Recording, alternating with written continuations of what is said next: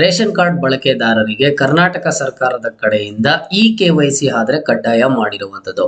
ಸಾಕಷ್ಟು ಕಡೆ ಕೇಳಿದ್ದೀರಾ, KYC ಮಾಡಿಸಿಲ್ಲ ಅಂತ ಅಂದ್ರೆ ಮುಂದಿನ ತಿಂಗಳಿಂದ ಅಕ್ಕಿ ಸಿಗೋದಿಲ್ಲ, ಅಥವಾ ಸರ್ಕಾರದ ಗ್ಯಾರಂಟಿ ಯೋಜನೆಗಳು ಸಿಗಲ್ಲ, ಅಥವಾ ಸರ್ಕಾರದ ಕಡೆಯಿಂದ ಯಾವುದೇ ತರದ ಒಂದು ಲಾಭ ಆದ್ರೆ ಸಿಗಲ್ಲ ಅಂತ ಹೇಳಿ ನೀವು ಸಾಕಷ್ಟು ಕಡೆ ಕೇಳಿದ್ದೀರಾ.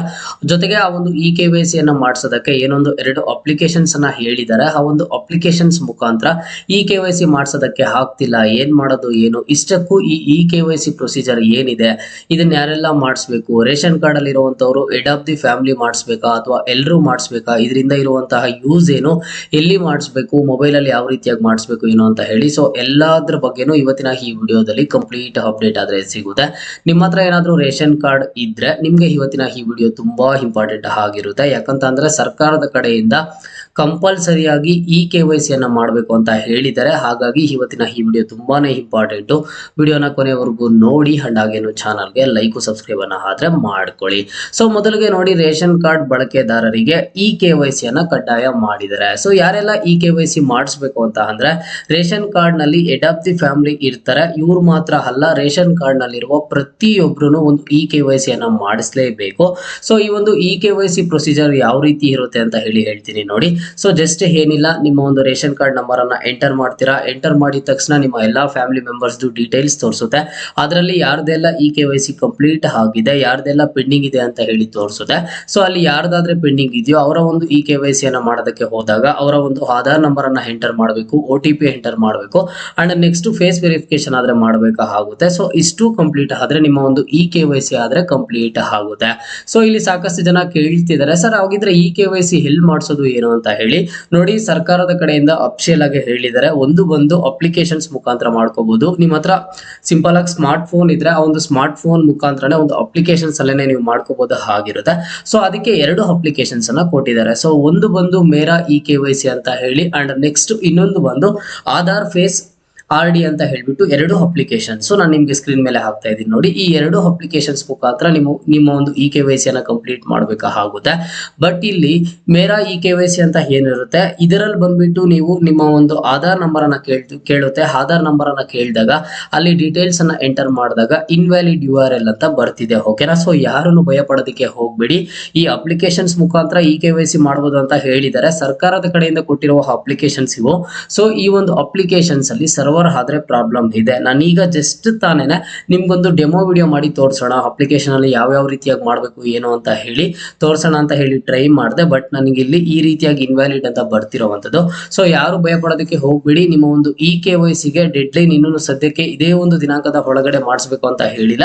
ಬಟ್ ನೀವು ಈ ತಿಂಗಳಲ್ಲಿ ಕಂಪ್ಲೀಟ್ ಮಾಡ್ಕೊಂಡ್ರೆ ಅದು ನಿಮಗೆ ಒಳ್ಳೇದೇ, ಓಕೆನಾ. ಸೊ ಯಾವ ರೀತಿಯಾಗಿ ಏನು ಅಂತ ಹೇಳ್ತೀನಿ ನೋಡಿ. ಈ ಒಂದು ಅಪ್ಲಿಕೇಶನ್ಸ್ ಆದ್ರೆ ಇವತ್ತಿನ ಡೇಟ್ಗೆ ಕರೆಕ್ಟ್ ಆಗಿ ವರ್ಕ್ ಆಗ್ತಾ ಇಲ್ಲ, ಯಾರು ವರಿ ಮಾಡ್ಕೊಳ್ಳೋದಕ್ಕೆ ಹೋಗ್ಬಿಡಿ.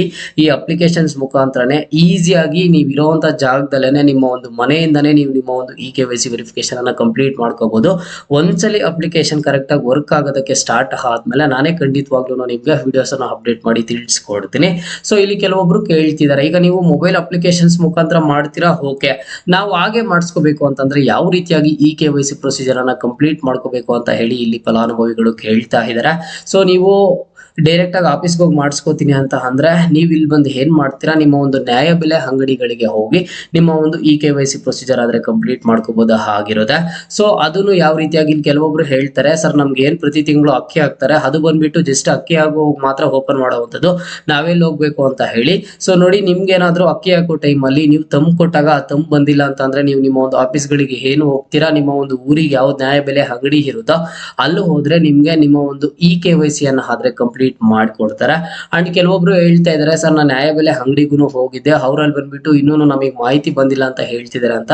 ಇಲ್ಲ, ಈ ಒಂದು ರೇಷನ್ ಕಾರ್ಡ್ KYC ಅನ್ನುವಂಥದ್ದನ್ನ ಮಾಡಿಕೊಡ್ತಾರೆ, ನೀವು ಒಂದ್ಸಲಿ ಆದ್ರೆ ಅಲ್ಲಿಗೆ ವಿಸಿಟ್ ಮಾಡಿ, ಓಕೆನಾ. ಸೊ ಯಾಕಂತ ಅಂದ್ರೆ ಈಗ ಬಂದ್ಬಿಟ್ಟು ಹೊಸದಾಗಿ ರೇಷನ್ ಕಾರ್ಡ್ಗೆ KYC ಅಂತ ಏನ್ ಹೇಳಿಲ್ಲ. ಯಾಕಂತ ಅಂದ್ರೆ ಸಾಕಷ್ಟು ಇಯರ್ಸ್ ಇಂದಾನು ಇದಿರೋವಂಥದ್ದು. ಏನಕ್ಕೆ KYC ಅನ್ನ ಮಾಡಿಸ್ತಾರೆ, ಮೆಂಬರ್ಸ್ ಯಾರು ಆಕ್ಟಿವ್ ಆಗಿದ್ದಾರೆ, ಅವ್ರದ್ದು ಕರೆಕ್ಟ್ ಆಗಿ ಆಧಾರ್ ಎಲ್ಲ ಲಿಂಕ್ ಆಗಿದೆಯಾ, ಅವರ ಫೇಸ್ ವೆರಿಫಿಕೇಶನ್ ಏನು ಅಂತ ಹೇಳ್ಬಿಟ್ಟು. ಸೊ ಎಲ್ಲಾನು ಗೊತ್ತಾಗ್ಲಿ ಆಗ್ಲಿ ಅಂತ ಹೇಳಿ KYC ಪ್ರೊಸೀಜರ್ ಅನ್ನುವಂಥದ್ದು ಇರುತ್ತೆ. ರೇಷನ್ ಕಾರ್ಡ್ಗೆ ಆಧಾರ್ ಕಾರ್ಡ್ ಲಿಂಕ್ ಆಗೋದಾಗ್ಲಿ, ಸೊ ಈ ರೀತಿಯಾಗಿ ಇದ್ದೇ ಇರುತ್ತೆ. ಬಟ್ ಇದೀಗ ಏನಕ್ಕೆ ಸಪರೇಟ್ ಆಗಿ ಸರ್ಕಾರದ ಕಡೆಯಿಂದ ಮಾಡ್ತಿದ್ದಾರೆ, ಏನಕ್ಕೆ ಹೊಸದಾಗಿ ಹೇಳ್ತಿದ್ದಾರೆ ಅಂತ ಅಂದ್ರೆ, ಸೊ ನಿಮ್ಗೆಲ್ಲ ಗೊತ್ತು, ಈಗ ರೇಷನ್ ಕಾರ್ಡ್ ನಲ್ಲಿ ಹೆಡ್ ಆಫ್ ದಿ ಫ್ಯಾಮಿಲಿ ಯಾರು ಇರ್ತಾರೋ ಅವರೆಲ್ಲ ತೀರ್ಕೊಂಡಿದ್ರು ಸಹ ಅವರ ಒಂದು ಬ್ಯಾಂಕ್ ಖಾತೆಗೆ ಗೃಹಲಕ್ಷ್ಮಿ ಯೋಜನೆಯ ಹಣ ಹೋಗ್ತಿದೆ. ಜೊತೆಗೆ ಸರ್ಕಾರದ ಕಡೆಯಿಂದ ಮಾಡಿರುವಂತಹ ಕೆಲವೊಂದಿಷ್ಟು ಯೋಜನೆಗಳ ಆದ್ರೆ ಇಲ್ಲಿ ದುರ್ಬಳಕೆ ಆಗ್ತಿದೆ ಅಂತ ಹೇಳ್ಬಿಟ್ಟು, ಸೊ ಈಗ ಏನ್ ಮಾಡ್ತಿದ್ದಾರೆ, ಈ ಒಂದು ರೇಷನ್ ಕಾರ್ಡ್ ನಲ್ಲಿ ಒಂದು ಹೊಸ ಬಿಗ್ ಅಪ್ಡೇಟ್ ಆದ್ರೆ ತಂದಿರುವಂತದ್ದು. ಸೊ ನೋಡಿ, ನಾನ್ ನಿಮಗೆ ಏನ್ ರಿಕ್ವೆಸ್ಟ್ ಮಾಡ್ತೀನಿ, ಒಂದು ನಿಮ್ಮ ಒಂದು ನ್ಯಾಯಬೆಲೆ ಅಂಗಡಿಗೆ ಹೋಗಿ KYC ಅನ್ನ ಕಂಪ್ಲೀಟ್ ಮಾಡಿಸಿನಿ ಅಂತ ಅಂದ್ರೆ ಅಲ್ಲೋಗಿ KYC ಅನ್ನ ಕಂಪ್ಲೀಟ್ ಮಾಡ್ಕೊಳ್ಳಿ. ಇಲ್ಲ ಅಂತ ಅಂದ್ರೆ ನಾನು ಏನ್ ಹೇಳ್ದೆ, ಆ ಒಂದು 2 ಮೊಬೈಲ್ ಅಪ್ಲಿಕೇಶನ್ಸ್ ಮುಖಾಂತರನೇ ಸೊ ಇಲ್ಲಿ ಬಂದ್ಬಿಟ್ಟು ನೀವು ನಿಮ್ಮ ಒಂದು KYC ಅನ್ನ ಕಂಪ್ಲೀಟ್ ಮಾಡಬಹುದು. ಬಟ್ ಸದ್ಯಕ್ಕೆ ಇವತ್ತಿಗೆ ಅದು ಕರೆಕ್ಟ್ ಆಗಿ ವರ್ಕ್ ಆಗ್ತಿರ್ಲಿಲ್ಲ. ನಾನೆಲ್ಲಾನು ಪ್ಲಾನ್ ಮಾಡಿ ಆ ವಿಡಿಯೋನ ಕರೆಕ್ಟ್ ಆಗಿ ಫಲಾನುಭವಿಗಳಿಗೆ ತೋರ್ಸೋಣ. ಈಗ ನಾನು ಸಹ ನಮ್ಮ ಒಂದು ರೇಷನ್ ಕಾರ್ಡ್ಗೆ KYC ಅನ್ನ ಕಂಪ್ಲೀಟ್ ಮಾಡಬೇಕು. ನಾನು ಇನ್ನು ಕಂಪ್ಲೀಟ್ ಮಾಡಿಲ್ಲ. ನಾನೇನ್ ಅನ್ಕೊಂಡೆ, ನಾನು ಆ ಒಂದು ಮಾಡೋ ಟೈಮಲ್ಲಿ ನೀಟಾಗಿ ಎಲ್ಲ ವಿಡಿಯೋನ ಕ್ಯಾಪ್ಚರ್ ಮಾಡ್ಕೊಂಡು ನಿಮಗೆ ತೋರಿಸಿದ್ರೆ ನಿಮ್ಗೂ ಹೆಲ್ಪ್ ಆಗುತ್ತೆ. ನೀವು ಇದ್ದಿದ್ದ ಜಾಗದಿಂದಾನೇ ಈಸಿಯಾಗಿ ಮಾಡ್ಕೋತೀರಾ. ಅಕಸ್ಮಾತ್ ನಿಮಗೆ ಗೊತ್ತಾಗಿಲ್ಲ ಅಂತ ಅಂದ್ರೆ ನಿಮ್ ಫ್ಯಾಮಿಲಿಯಲ್ಲಿ ಇರುವಂತಹ ನಿಮ್ ಮಕ್ಕಳಿಗಾಗಿರ್ಬೋದು ಅಥವಾ ಸ್ವಲ್ಪ ಯಾರಿಗಾದ್ರೆ ಆಂಡ್ರಾಯ್ಡ್ ಮೊಬೈಲ್ ಯೂಸ್ ಮಾಡೋದು ಬರುತ್ತೋ ಅವ್ರಿಗೆ ಕೊಟ್ಟಿದ್ರೆ ಅವ್ರು ಸಿಂಪಲ್ ಆಗಿ ಮಾಡ್ಕೊಡೋರು. ಬಟ್ ಈಗ ಸದ್ಯಕ್ಕೆ ಏನಾಗ್ತಿದೆ ಅಂತಂದ್ರೆ ಅಪ್ಲಿಕೇಶನ್ ವರ್ಕ್ ಆಗ್ತಾ ಇಲ್ಲ, ಸರ್ವರ್ ಡೌನ್ ಇದೆ ಅಂತ ಅನ್ಸುತ್ತೆ. ಸ್ವಲ್ಪ ವೆಯ್ಟ್ ಮಾಡಿ. ಇಲ್ಲ ಅಂತ ಅಂದ್ರೆ ನಿಮ್ಮ ಒಂದು ಹತ್ತಿರದ ನ್ಯಾಯಬೆಲೆ ಅಂಗಡಿಗೆ ಹೋಗಿ ನಿಮ್ಮ ಒಂದು KYC ಅನ್ನ ಕಂಪ್ಲೀಟ್ ಮಾಡ್ಕೋಬೇಕಾಗುತ್ತೆ. ಅಂಡ್ ಒಂದಂತೂ ನಿಜ, KYC ಕಂಪ್ಲೀಟ್ ಮಾಡಿಸ್ಲೇಬೇಕು. ಜೊತೆಗೆ ಈ ರೇಷನ್ ಕಾರ್ಡ್ ನಲ್ಲಿ ಇರುವಂತಹ ಎಲ್ಲಾ ಸದಸ್ಯರು, ನೀವೀಗ ನಿಮ್ ಫ್ಯಾಮಿಲಿಯಲ್ಲಿ ಎಷ್ಟು ಜನ ಇರ್ತಾರೋ ಅಷ್ಟು ಜನದ್ದು ಅಲ್ಲಿ ನಿಮ್ಗೆ KYC ಗೊತ್ತಾಗುತ್ತೆ, ಯಾರದೆಲ್ಲ ಕಂಪ್ಲೀಟ್ ಆಗಿದೆ, ಯಾರದೆಲ್ಲ ಪೆಂಡಿಂಗ್ ಇದೆ ಅಂತ ಹೇಳ್ಬಿಟ್ಟು. ಸೊ ಯಾರೀಗ ಆದ್ರೆ ಪೆಂಡಿಂಗ್ ಇರುತ್ತೋ ಅವರು KYC ಅನ್ನ ಮಾಡಿಸ್ಬೇಕಾಗುತ್ತೆ. ಸೊ ನೀವು ಮೊಬೈಲ್ ಅಪ್ಲಿಕೇಶನ್ಸ್ ಮುಖಾಂತರ ಮಾಡುವಂತದ್ದೇ ತುಂಬಾ ಒಳ್ಳೇದು. ಯಾಕಂತ ಅಂದ್ರೆ ಫ್ಯಾಮಿಲಿ ಎಲ್ಲಾನು ಹೋಗಿ ಅಲ್ಲಿ KYC ಅನ್ನ ಕಂಪ್ಲೀಟ್ ಮಾಡೋದು ಸ್ವಲ್ಪ ಕಷ್ಟ. ಅದೇ ನೀವು ಮೊಬೈಲ್ ಅಲ್ಲಿ ಆದ್ರೆ ಈಸಿಯಾಗಿ ಆದ್ರೆ ಮಾಡ್ಕೋಬಹುದು, ಆದ್ರೆ ಆಗಿರುತ್ತೆ. ಓಕೆನಾ? ಸೊ ನೆಕ್ಸ್ಟ್ ವಿಡಿಯೋದಲ್ಲಿ ನಾನು ನಿಮ್ಗೆ ವಿಡಿಯೋ ಮುಖಾಂತರನೇ ಬರ್ತೀನಿ. ಈಗ ಅಪ್ಲಿಕೇಶನ್ ವರ್ಕ್ ಆಗ್ತಾ ಇದೆ, ಈ ರೀತಿಯಾಗಿ ಮಾಡ್ಕೊಳ್ಳಿ, ಈ ರೀತಿಯಾಗಿ ಸ್ಟೆಪ್ಸ್ ಇರುತ್ತೆ, ಏನೇನೆಲ್ಲ ಇರುತ್ತೆ, ನೀವು ಏನೆಲ್ಲ ಪ್ರಿಕಾಷನ್ಸ್ ಅನ್ನ ತಗೋಬೇಕು ಅಂತ ಹೇಳಿ. ಅಂಡ್ ಇನ್ನೊಂದು, ಈ ಒಂದು ಟೈಮ್ ಅಲ್ಲಿ ಬೇರೆ ಕಡೆ ಹೋಗೋದಾಗ್ಲಿ, ಅವ್ರಿಗೆ OTPs ಕೊಡೋದಾಗ್ಲಿ, ಆಧಾರ್ ಕಾರ್ಡ್ ಕೊಡೋದಾಗ್ಲಿ, ಕೆಲವೊಂದಿಷ್ಟು ಒಂದು ಫ್ರಾಡ್ ಆಗೋದಾಗ್ಲಿ, ಸ್ಕ್ಯಾಮ್ ಆಗೋದಾಗ್ಲಿ ಇರುತ್ತೆ. ಸೊ ಹಾಗಾಗಿ ನೀವು ಏನ್ ಮಾಡ್ತೀರಾ, ಸ್ವಲ್ಪ ಹುಷಾರಾಗಾದ್ರೆ ಇರಿ. ಓಕೆನಾ? ಸೊ ಈ ರೀತಿಯಾಗಿ ಈಗ KYC ಪ್ರೊಸೀಜರ್ ಆದ್ರೆ ನಡೆಯುವಂಥದ್ದು. ನೋಡಿ, ಈಗ ಕೆಲವೊಂದಿಷ್ಟು ಯೋಜನೆಗಳಲ್ಲಿ ನಾವು ಈಗ ರೇಷನ್ ಕಾರ್ಡ್ಗೆ KYC ಅನ್ನ ಕಡ್ಡಾಯ ಮಾಡಿದ್ದಾರೆ. ಅದೇ ರೀತಿಯಲ್ಲಿ ಈಗ ಈ ಒಂದು ಗೃಹ ಬಳಕೆ ಸಿಲಿಂಡರ್ ಗಳು ಏನ್ ಬರ್ತಿತ್ತು ಅಂದ್ರೆ, ನೀವು ಸಿಲಿಂಡರ್ ಅನ್ನ ಖರೀದಿ ಮಾಡ್ತಿದ್ರೆ ಈಗ 900 ರೂಪಾಯಿ ಏನೋ ಇತ್ತು, ಅದ್ರಲ್ಲಿ ನಿಮಗೆ ಸಬ್ಸಿಡಿ ಹಣ ಎಲ್ಲಾನು ಸಹ ಬರ್ತಾ ಇತ್ತು. ಈಗ ಅದ್ರಲ್ಲೂ ಸಹ KYC ಅನ್ನ ಕಂಪಲ್ಸರಿ ಮಾಡಿದ್ದಾರೆ. ಓಕೆನಾ? ಸೊ ಕಂಪಲ್ಸರಿ ಏನಕ್ಕೆ ಮಾಡಿದ್ದಾರೆ, ಅಲ್ಲಿ ನಿಮಗೆ ಎಲ್ಲ ಒಂದು ಡೀಟೇಲ್ಸ್ ಕರೆಕ್ಟ್ ಆಗಿದೆಯಾ ಇಲ್ಲ ಹೇಳಿ ಚೆಕ್ ಮಾಡ್ಕೊಂಡು, ಅಂಡ್ ನೆಕ್ಸ್ಟ್ KYC ಅನ್ನುವಂಥದ್ದು ಕಂಪ್ಲೀಟ್ ಆದ್ರೆ ಎಲ್ಲ ಡಾಕ್ಯುಮೆಂಟ್ಸ್ ಎಲ್ಲಾನು ಅಪ್ಡೇಟ್ ಆಗುವಂಥದ್ದು, ಡೀಟೇಲ್ಸ್ ಎಲ್ಲಾನು ಅಪ್ಡೇಟ್ ಆಗುವಂಥದ್ದು.